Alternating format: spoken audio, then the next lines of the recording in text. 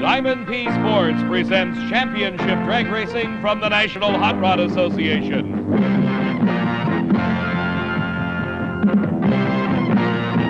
The 24th Annual US Nationals.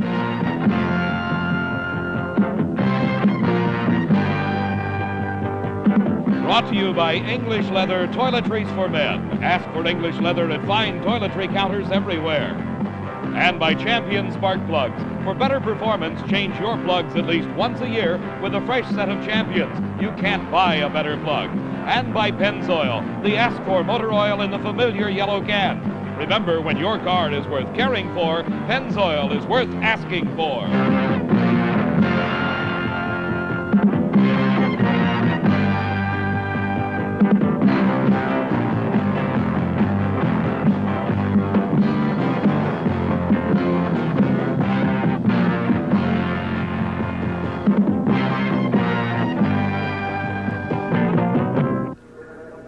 The US Nationals. The name itself stands for the largest drag racing event in the world.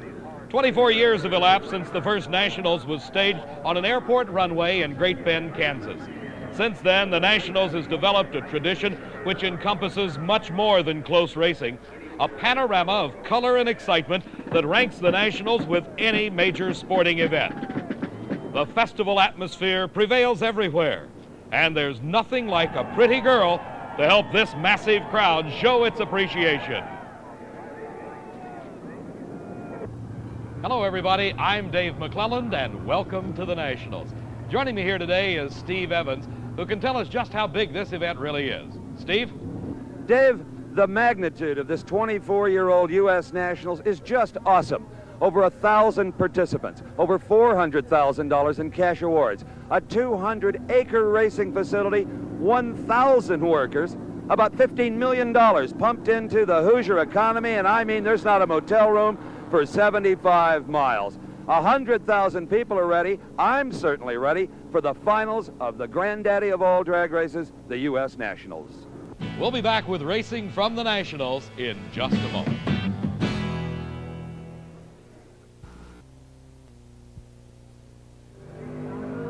A lot of stories have developed at the US Nationals through 4 full days of qualifying. The crowd's attention has been focused on a 2-time national champion. Gary Beck of El Toro, California, won this event in 1972 and 1973.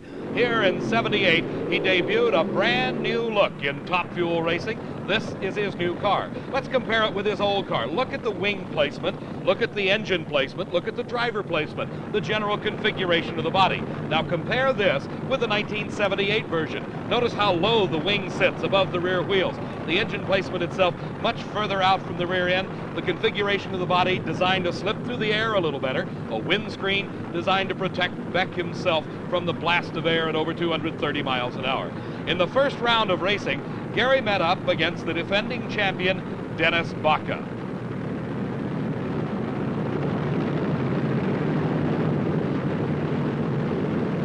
Side by side, you see the difference between the two cars. Baca's car, very similar to Beck's old car. And in the first round, it's Gary Beck winning it at 6.09 seconds. His speed, 233 miles an hour. Gary had a lot of trouble making this program, qualifying on his final qualifying attempt yesterday. In slow motion, you can see even better the difference between the cars. Look how much lower Beck's car sits than Baca's. And it seems to pay off as in the middle of the course, he pulls away from the defending champion. Let's go now to Steve Evans. Brakes pretty hot, it looks like, on Gary Beck's cars. There was no chute, and the car stopped amazingly well, considering there was no parachute at all. A 6.09 wins it for Gary Beck in round number 1, and he told us yesterday he was a pressure player. Did you have to just lean all over it, Gary? Well, we found some things wrong right at the last minute. We had to put a new wire harness on the car, and we started back up there in the last second, and it sounded a lot better. We just hope that we found it. That's true. Maybe we can race this car yet. You never know. Well, Gary tried, but he didn't get any better, as in round number 2 racing, he faced Rob Bruins. Bruins in the far lane, again with a conventional style car. And Gary's car, the best he could muster in round number 2 was a 6:24, while Rob Bruin streaked to a 5:88, defeating Gary Beck in round number 2. Also in round number 2, we found Frank Bradley, former Winter Nationals champion, up against the low qualifier, Dave Uhara. Uhara recorded a 5.84 second elapsed time in qualifying. Relative unknown on the national event trail. Very, very strong in West Coast racing. He won this race handily as Frank Bradley went into a wheel stand at the start, losing by virtue of a red light. But Uhara had a 5.91 second elapsed time. Showed that he certainly has the power that he displayed in qualifying. Ran 238 miles an hour. This is round number 2 racing.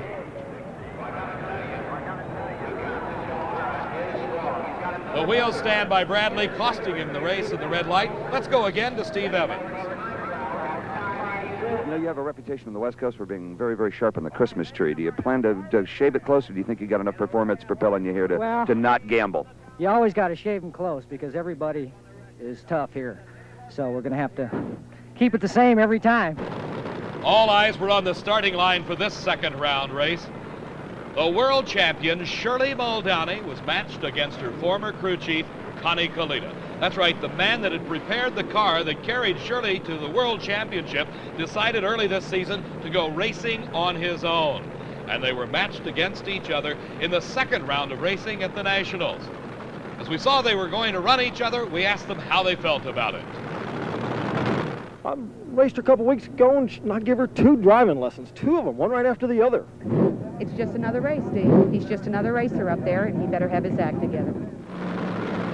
So they're on the starting line. Shirley Muldowney in the near lane, Connie Kalita in the far lane. A close race. And there it was, Shirley Muldowney defeating her former crew chief, 5.97 second her elapsed time. Her speed 240 miles an hour. In slow motion, you can see they left the starting line together. At the middle of the course, they were still side by side. But at the finish line, Shirley prevailed by just a few feet. Connie running a 6.01 second elapsed time, very respectable. Shirley quite happy, heading back to the pits to get her car ready for round number 3, along with a number of other racers. Richard Tharp, the driver for Candies and Hughes out of Houma, Louisiana. Jeb Allen, winner of the recent Summer Nationals Championships.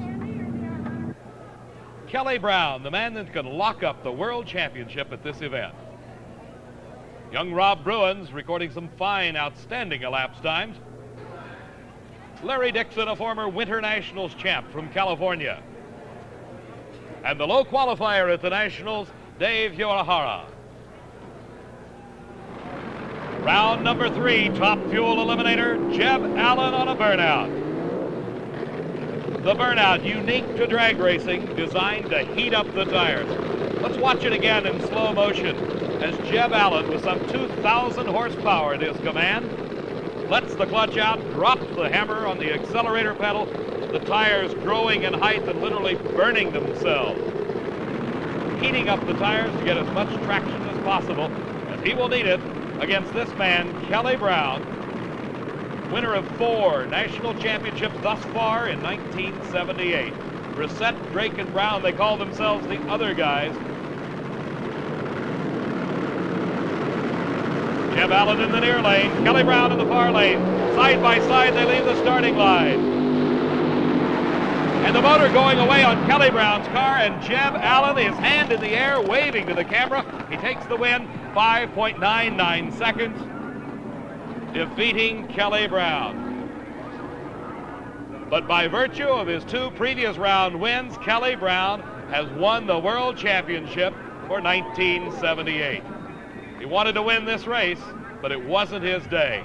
The motor going away at that point for Kelly Brown. Here we see Kelly taking off running, and he's going down to congratulate Jeb Allen. Let's go to Steve. Kelly Brown, well, your Nationals hopes are ended, but the pressure is off. You've won the World Championship. Enough points earned here. It's going to be a big number 1 in your car next year. Yeah, well, I'm very disappointed because obviously this was the race to win for us at the moment, but World Championship means a tremendous amount, and We'll keep going. It won't get us down now, you know. Looked like you burned up a motor on that last trip. I think we did, yeah. It was very close, about 1,000 feet, and it just fell down right there. And, pick a winner for me now. You're out. Who's going to win it?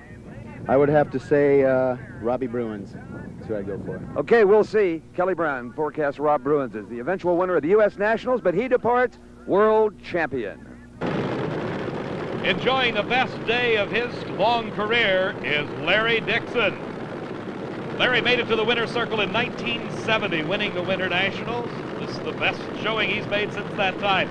The Candies and Hughes car driven by Richard Tharp in the winner's circle at this event just a couple of years ago. Richard Tharp, also a former world champion. Dixon a little bit ahead at the start.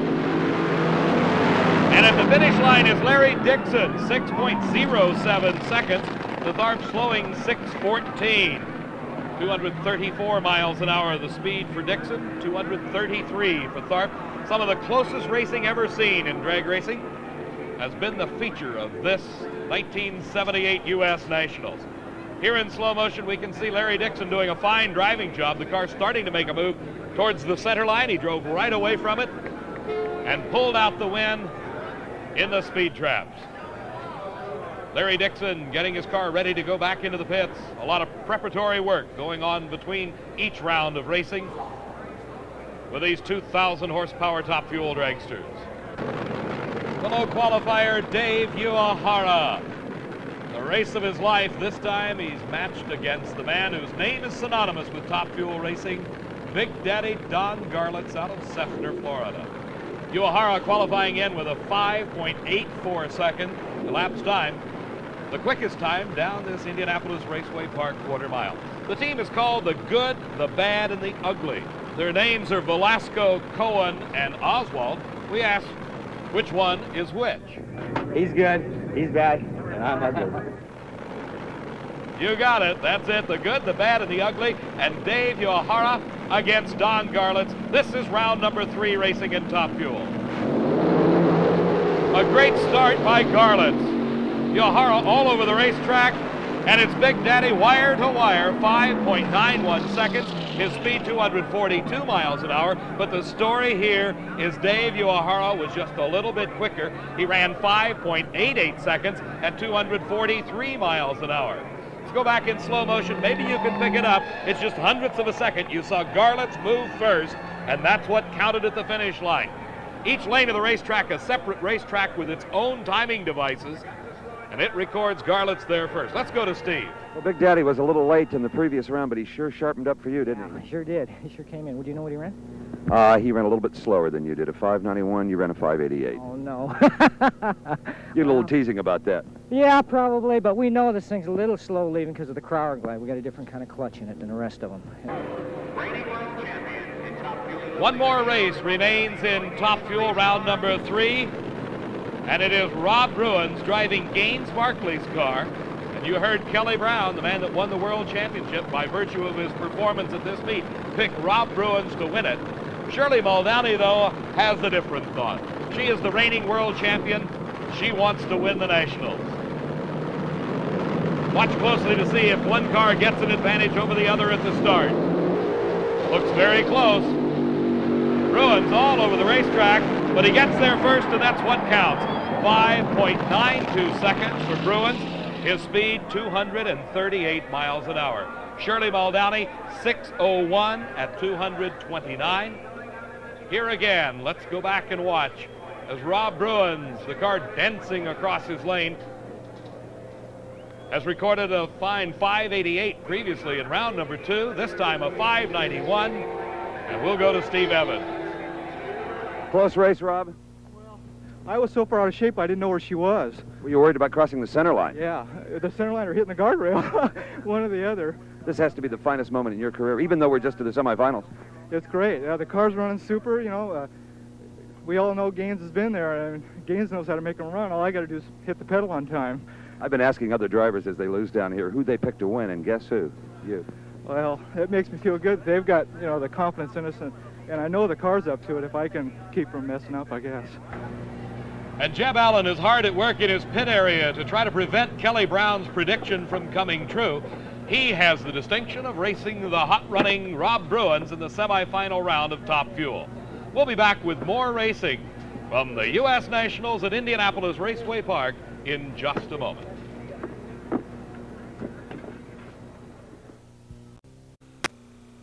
One of the greatest hazards facing a funny car driver is an exploding engine and subsequent fire. Steve earlier took a look at some of the safety precautions at the Nationals. Dave, every time the funny car drivers suit up, so does a member of the NHRA Safety Safari in this special suit. Aluminized boots, a 3-layer suit, a sock for his head, a helmet to go on over that, and somehow the thought of a funny car fire is just a little less terrifying, knowing that Ronnie Wilson can go in and get the driver out. And Ronnie Wilson was involved in one of the hottest fires ever seen at the Nationals. In qualifying, Gene Snow against Trip Shoemake.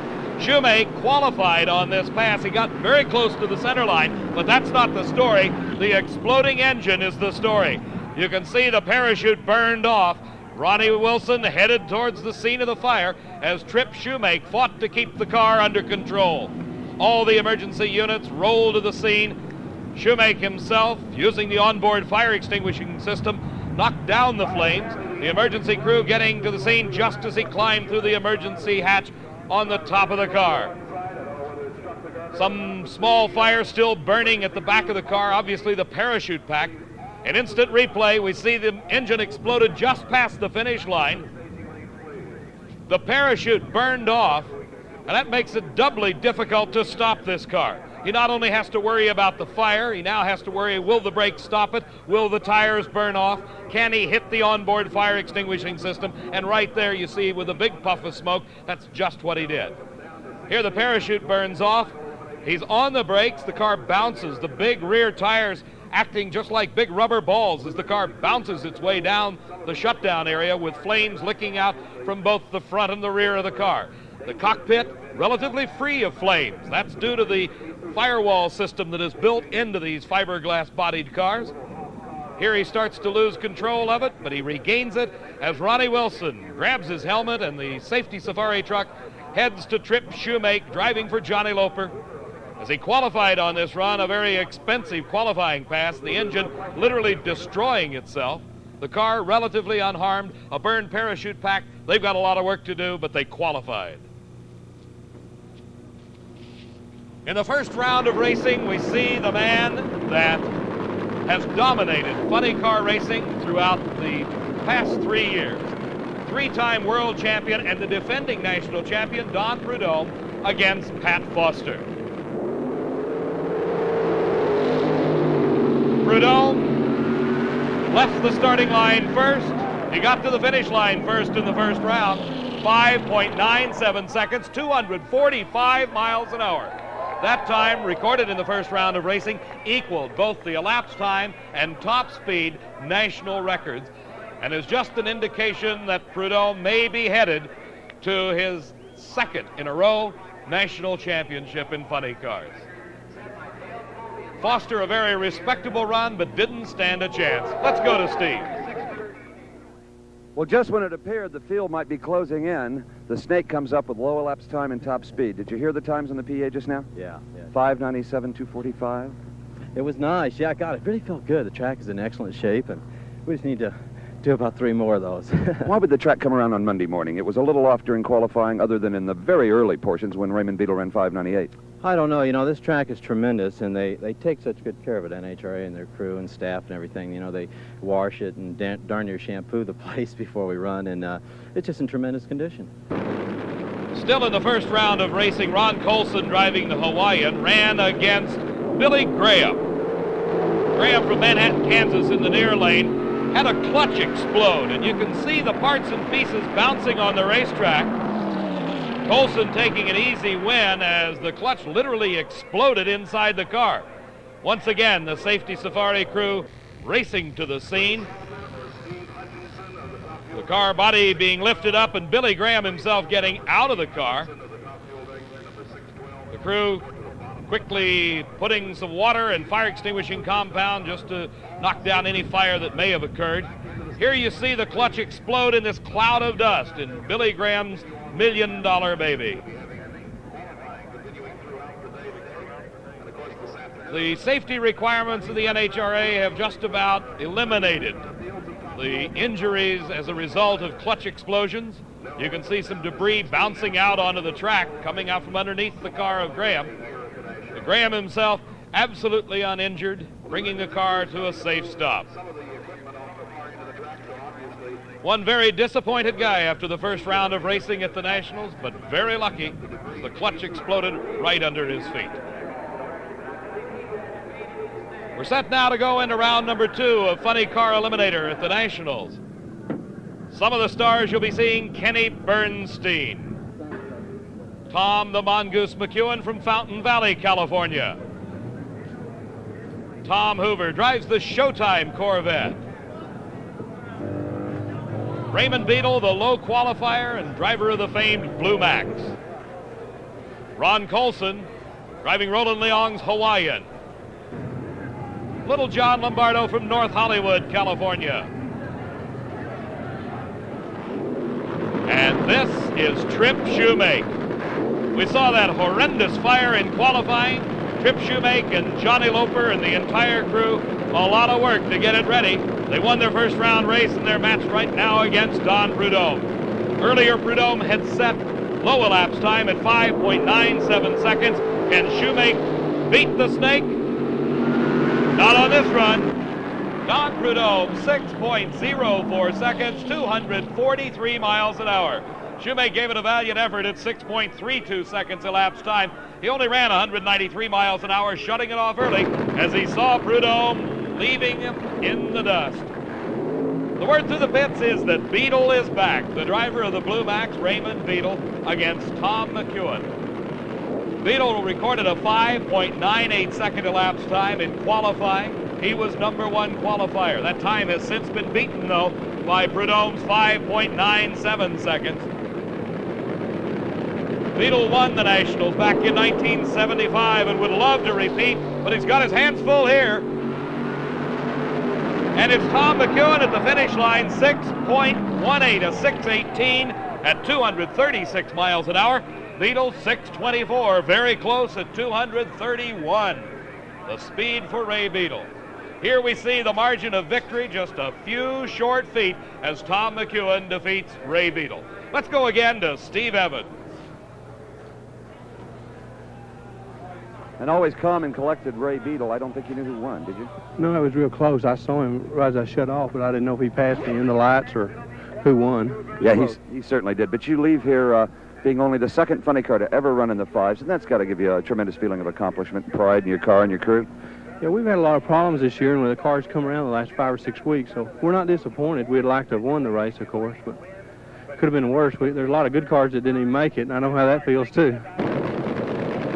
#4 in the world last year, Little John Lombardo from North Hollywood, California, experiencing one of the best days of his long career in funny car racing. Racing against Tom Hoover of Minneapolis, Minnesota. Hoover also at the wheel of a Corvette, calls it the Showtime, but look at Lombardo, 6.08 the elapsed time. He only ran 225 miles an hour. Very conservative, always conservative. Little John in at a 6.08, advancing to the semifinals. The time for Hoover, 6.21, 227. Ron Colson, driver of the Hawaiian, owned by Roland Leong. The Hawaiian race cars have won this Nationals several times, 1965 and 1966 to be exact, when Roland ran Top Fuel dragsters. For the past few years, he's been running funny cars. This one of the best, one of the quickest in qualifying at a 6.03. Here in slow motion, you see the burnout, heating up those huge 16 to 18-inch wide slicks, trying to find the traction for the 2,000 horsepower that's available to Ron Colson. He's supposed to be running Kenny Bernstein, but Bernstein has not shown at the starting line. Back in the pits, the body is off the car. Apparently irreparable damage done to the engine in the previous round of racing, so it will be a single and easy run for Ron Colson at the wheel of the Hawaiian. And Colson loses control and crosses the center line. That puts him out of competition. The rules read you cannot cross the center line or the outer extremity line, which in this case is the guardrail. And Ron Colson out of competition as the Hawaiian going out of control, unable to keep it in his lane. Even though no one was in the other lane, the rules still read you can't cross the center line. And there he goes, making a sharp move to the right. Ron Colson's still a little bit in shock, I think. It's only happened a couple of times in national event competition. There's just so many different ways to lose. Well, we were trying for lane choice in case there was an oil down. Car started to shake bad, and I tried to stay with it, and it got to the point it was uncontrollable. I shut it off, but it was already, you know, out to the point that it got over the center line. Well, there's little I can say to console you, but you leave here with a tremendous mark of 6.03, the quickest the car has ever gone, and I'm sure your many fans are heartsick as well as you are. Well, if I had it to do over again, I'd coast through and take the safe way, but you give it your best shot, see what happens, and sometimes it doesn't work.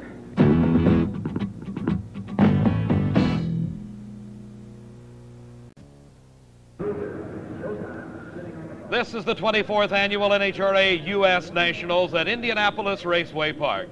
I'm Dave McClelland, and right now Steve Evans has another look at the disqualification of Ron Colson. David, we have the competition director of the NHRA, Mr. Steve Gibbs, here to give us an explanation on the Ron Colson Hawaiian centerline disqualification. Steve? Well, the purpose of the rule, Steve, is to provide the drivers with a guideline to maintain control of their car. And despite the fact that he was on a single run, he was obviously not in control of the car, and that's the reason for the disqualification. So it's there for the protection of the driver as well as the people alongside the track. In addition to the professional categories being contested here at the U.S. Nationals, we'll be taking a look at the 5 sportsman categories of competition, starting with stock eliminator. Steve Terrence of Bremen, Kentucky in the far lane in his 66 Chevy 2 contested against Don Holben of Lansing, Michigan, driving a 76 Oldsmobile. Stock eliminator is a handicap category whereby the slower car physically gets a head start over the faster. The Oldsmobile station wagon of Holman in hot pursuit of that 6-cylinder Chevrolet. Terrence trying to hold on to his handicap start, but at the finish line, it is Holman there first with a 13.39 second elapsed time. In Super Stock Eliminator, some modifications allowed to the cars that are not allowed in stock. We see another Chevy 2, this one owned by Stanley White of Lincoln, Nebraska, going off against Dickie Ogles of Bowling Green, Kentucky. Ogles driving the 69 Camaro. And it's an easy win for Stan White at an 11.97 second elapsed time, shutting it off early to only 89 miles an hour. Modified Eliminator, one further step up the ladder. Again, handicap racing. Bruce Sizemore gets the advantage and the win as Sam Giannino of Royal Oak, Michigan, breaking on the line with his Monza. Sizemore driving a 6-cylinder Pinto to a fine 9.76 second elapsed time. His speed 137 miles an hour, that with a 6-cylinder engine. The top of the line of the handicap racing comes in competition eliminator. From Los Angeles, Larry Torres, Opel GT bodied Econo altered against the Econo dragster of John Lingenfelter from Decatur, Indiana, and a close race as Lingenfelter wins his second major championship of the year. His time 7.98 seconds, a speed of 169 miles an hour. In instant replay, we see where Lingenfelter caught Torres right at the start of the speed trap, and about 3 feet, the margin of victory, as John Lingenfelter wins competition eliminator.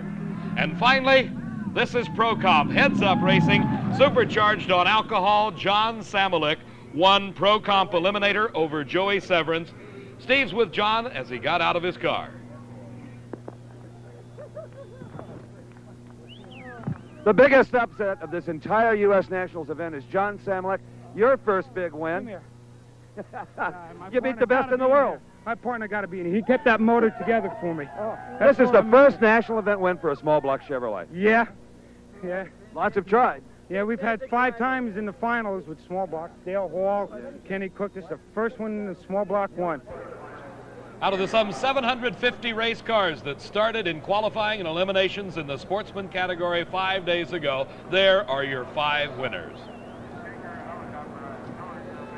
Pro Stock Racing, the factory hot rods, Joe Satmary against Randy Humphrey. Humphrey from Long Beach, California, Satmary out of Maryville, Indiana. Chevrolet versus Mopar. The RPM's climbing at the starting line, and a red light for Randy Humphrey. He knew he had to take a chance on the Christmas tree. And it was Joe Satmary with an easy win. 8.73 seconds elapsed time, 154 miles an hour. There's the red light indicating Randy Humphrey in the near lane, leaving too early. You can see it in the instant replay, just how it happened.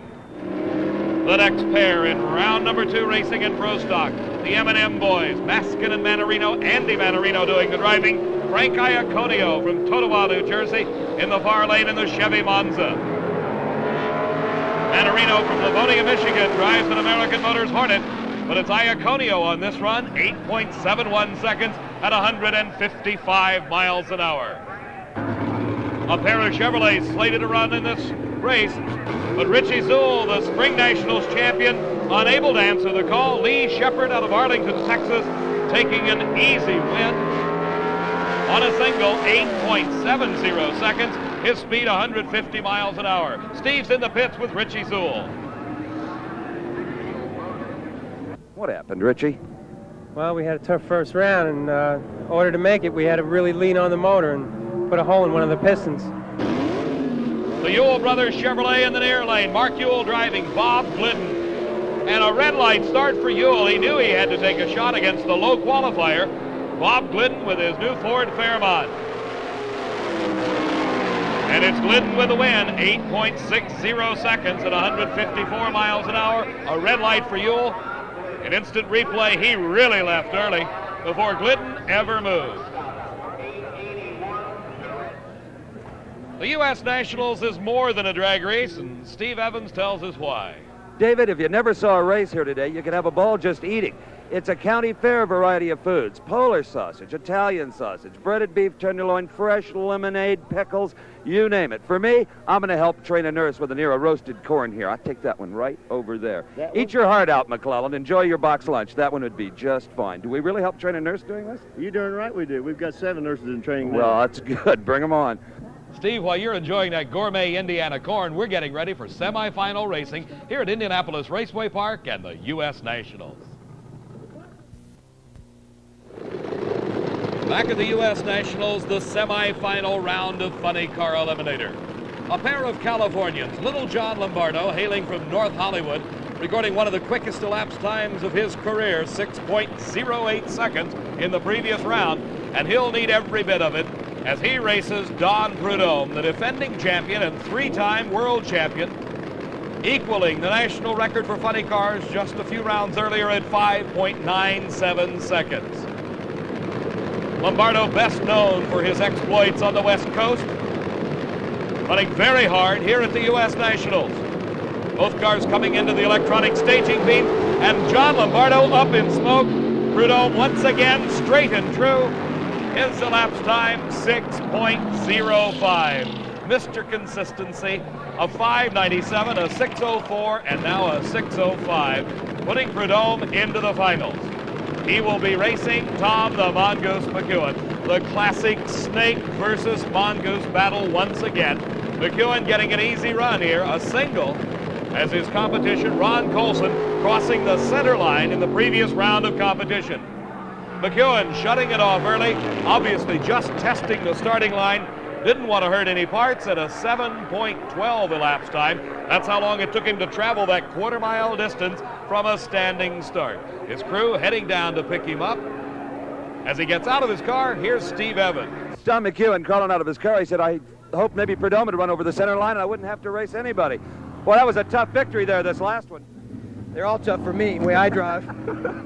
Were you worried a little bit about maybe crossing the center line like Colson did? That go through your head? Yeah, I thought about it coming up, but this car is pretty good about that, you know, going pretty straight. And I wanted to run the opposite lane, figuring that's where I was going to be anyway. And Lombardo, of course, just smoked the tires and everything in it. So we went up, and I only ran it halfway down the track because I tried something a little different that time, and it seems like it worked pretty good. Pro Stock Eliminator Bob Glidden, the Ford Fairmont, winner of 4 national titles thus far in 1978, against the Chevrolet Monza of Iaconio and Allen. Frankie Iaconio doing the driving, Ray Allen, his partner, from Totowa, New Jersey. Out of Whiteland, Indiana, comes Bob Glidden. Leaving the line together But Glidden pulling ahead to a big win. Glidden 8.60, low elapsed time thus far for the Pro Stocks at 153 miles an hour. The next pair on the line, two Chevrolets. Lee Shepard in the far lane, Joe Satmary in the near lane. Texas versus Indiana, a close race. And at the finish line, it's Joe Satmary. 8.74 seconds elapsed time, a quicker time for Shepard at 8.72, but Satmary off the mark just a little bit quicker. At the finish line, just a couple of feet. Top Fuel Eliminator semifinal, Jeb Allen. Allen running in the near lane. We've seen the funny cars. Both of them smoked the tires badly in the left lane. Could be that the lane is going away ever so slightly. Rob Bruins, the competition for Jeb Allen.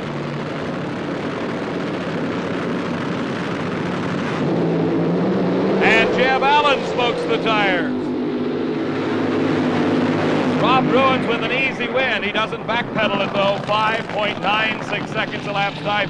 Speed of 242 miles an hour. Jeb Allen giving it a valiant try after smoking the tires to a 6.27. You see the smoke on the starting line, but at the finish line, it's Rob Bruins there first. Maybe a little too much power, Jeb? Yeah, exactly. You know, we thought the reason everybody ran better in the right lane because it wasn't as good as the left is what my theory was, you know. When I got in the left lane, I'd run an 89 in the right. When I got in the left lane, the car shook. So I figured that's more traction because I was making the same power. So I just put a little bit more power in it and made a mistake. Larry Minor's car driven by Larry Dixon. The unenviable honor of running against Big Daddy Don Garland. Dixon won the Winter Nationals back in 1970.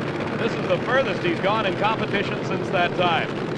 Don Garlitz has already won 4 U.S. Nationals titles, a total of 17 Top Fuel titles during his 2-decade-long career. And Dixon smokes the tires. So the left lane obviously not as good as the right at this moment. Garlitz there first at 6.01 seconds. His speed 240 miles an hour. So in the finals of Top Fuel, it'll be Rob Bruins against Don Garlitz. Down in the pits right now at Don Prudhomme's car, the crew working feverishly to prepare it for the finals. Don Prudhomme is nowhere to be seen. He's in Tom McEwen's pits with Steve Evans. He won't split the money with you. He don't want to split the money. He's over here. He said he hasn't won a national event in about 48 hours. He's kind of down.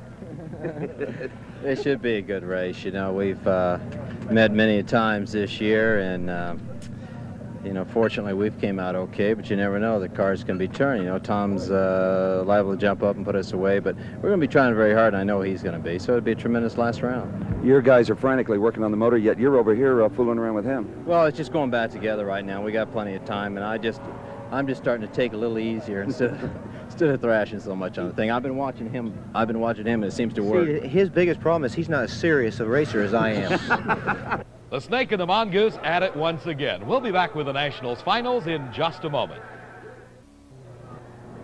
The crew members for Don Garlitz getting his engine ready for the final round. Replacing the pistons in the engine, the crowd jamming in close, watching the frantic action. But it's a different story over in Rob Bruins' pit area as we join Steve Evans. I see you working on the supercharger here. A little hop up? No, actually, we haven't had the motor apart all day, and on the last run, it got loose a little bit out on the track, and it kind of overworked what we thought overworked the piston, so we wanted to look at it. We got the same 8 in it we've had all week, and all 8 are back in it. The final of Pro Stock Eliminator, Bob Glidden and the Ford. In the far lane, the Chevrolet of Joe Satmary. Satmary from Merrillville, Indiana, has his work cut out for him. Glidden has been in the finals of 11 straight national events. He has won 17 national titles. Glidden, debuting a new Ford Fairmont in the middle part of this season, has absolutely dominated Pro Stock racing since that time. The burnout's completed, approaching the starting line. Glidden in the Ford, Satmary in the Chevrolet. A lot of RPM, and they leave the line together. Glidden pulling an early lead. At the middle of the course, he extends it. And it is Bob Glidden winning the race. 8.61 seconds elapsed time, a speed of 146 miles an hour, indicating he shut it off early, backed out of it as he approached the finish line. Funny Car Eliminator, final race. Tom the Mongoose McEwen against his longtime friend and nemesis, Don the Snake Prudhomme. Prudhomme wrapping up another World Championship title. That makes it 4 in a row. But the race is on the line for the National Championship in Funny Car. Prudhomme in the far lane. That has been the better lane in racing thus far. Later this afternoon, in the near lane, Tom McEwen. And they're off the line, and Prudhomme smokes the tires. McEwen pulling ahead.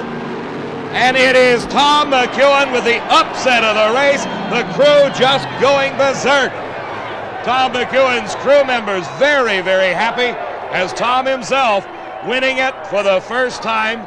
These two cars have met 4 times before in the final rounds, and this is the first time that McEwen has won it, and an all-important race for him. For just 1 week ago, Tom's 14-year-old son passed away from leukemia. A great drag racing fan, and he liked nothing better than to see his dad, Tom McEwen, run against Don the Snake Prudhomme. And this time, it was McEwen prevailing. Here is Don Prudhomme going over to congratulate his longtime friend, Tom McEwen. Let's go down to the area and join Steve Evans. A very emotional moment down here. I've seen Don Prudhomme lose before, and it's usually a recluse. He gets in his truck, he leaves the racetrack immediately, talks to nobody. This is just a little bit different. As many times as I've been here, I have seen few moments packed with as much emotion as this one. Tom McEwen, the winner of Funny Car, getting out of his Corvette. A tribute to McEwen and the Perseverance as he defeated Don Prudhomme for the Funny Car title at the U.S. Nationals. Top Fuel Eliminator, the National Championship on the line. This man has 4 National Championships to his credit, Big Daddy Don Garlits. His competition, Rob Bruins from Federal Way, Washington, driving for Gaines Markley. Bruins has been here before. He was runner-up at the Nationals in 1974, but as he got his work cut out for him today, Big Daddy Don Garlits has already won 17 national events throughout his long 20-year career. The face mask goes down, the concentration begins on that Christmas tree. Both drivers intently looking at the electronic starting device. The 2,000 horsepower engine sounding clean and crisp, and they leave the line together. Bruins and Garlits side by side, and it's Don Garlits winning the national title. 5.90 seconds at 241 miles an hour, just a tenth of a second behind at 6 seconds flat. At the same speed, 241 miles an hour, was Rob Bruins.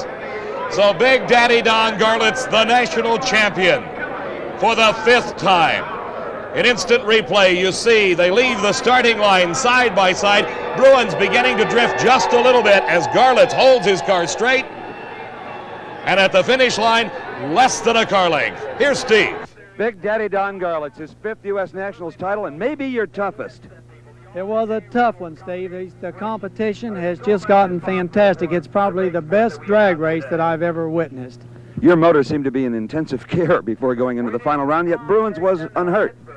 Yeah, we've had a lot of problems with pistons in the engine, trying to keep the fuel curve right, and I just can't seem to get it like I'd like it. You know, I don't like to work on my engine, but when you got to run 580s, what can you say?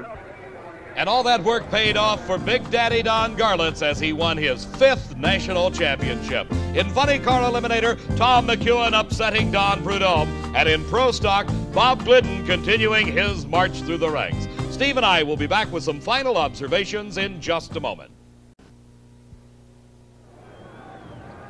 The 24th Annual U.S. Nationals, an absolutely incredible auto race.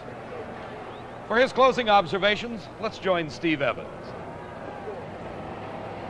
David, the 6 days that is, the U.S. Nationals has finally come to a close, but strangely enough, nobody seems to be leaving. I don't think they've recovered from the emotion that we witnessed, especially in these final rounds. Don Garlits clawing his way through an incredible top fuel field over a smiling young guy, Rob Bruins, who has no regrets about losing that final round. Bob Glidden again proving his supremacy. The first ever pro comp victory by a blown small block Chevrolet. But to me, the grand moment is Don Prudhomme and Tom McEwen. Their light, woody chatter before the final, and a motion-packed scene at the finish line as Tom McEwen wins his first ever U.S. Nationals, and he didn't back into it. A sizzling 6.05. I enjoyed it tremendously, like some 100,000 other folks. Thank you. Thank you, Steve. Don Garlett said it, the greatest drag race he's ever seen, and I, for one, have to agree.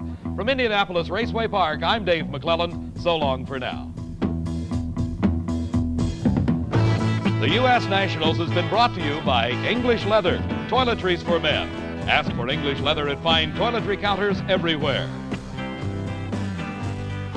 Promotional consideration received and a fee paid by Whammo. Trackball, it's a whole new ball game by Whammo. And by Royce CB, currently giving a factory rebate of up to $20 on any of a dozen CBs at your local dealer. Royce CB, because someday you may need all the CB you can get. Consideration given and a fee also paid by Shakey's Pizza. Shakey's Pizza Keeper. It's still hot. Hot, fresh pizza from Shakey's. Take one home. The executive producer of Diamond P Sports, Harvey Palish. Produced and directed by John B. Mullen.